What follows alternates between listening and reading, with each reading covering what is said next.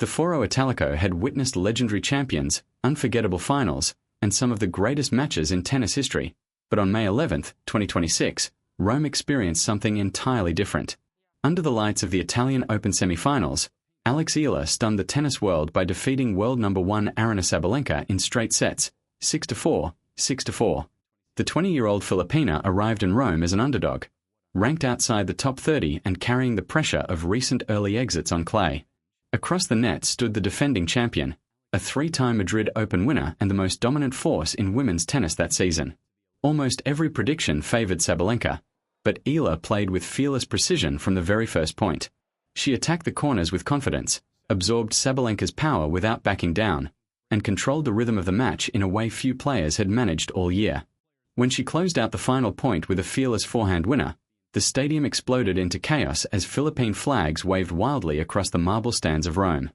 Yet the victory itself was not the moment that moved the tennis world to tears. As Sabalenka walked toward the net expecting the usual handshake, Eala did something no one anticipated. Still emotional from the biggest win of her life, she reached into her bag and pulled out the symbolic plaque awarded to the semi-final winner, the plaque that represented her place in the final. Holding it gently, she offered it to Sabalenka. The world number 1 immediately shook her head in disbelief, telling her she had earned it. But Eala explained that the match had meant more to her than simply advancing. She told Sabalenka that she had been the standard every player measured themselves against, the champion who pushed the entire generation to improve. Even champions create the next generation, she said softly.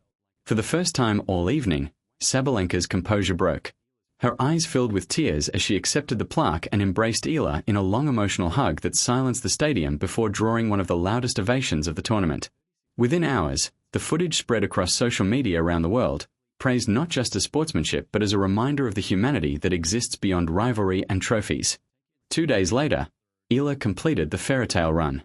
Facing Coco Gauff in her first ever WTA 1000 final, she played with the same belief and composure that had carried her through Rome all week.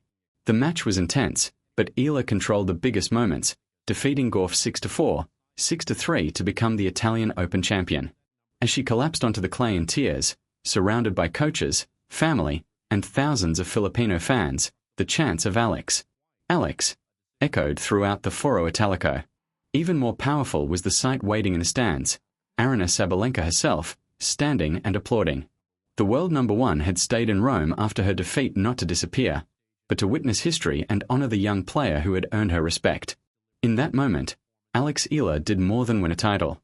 She captured the hearts of the tennis world, proving that greatness is remembered not only for victories, but for grace, humility, and the way champions treat one another when the match is over.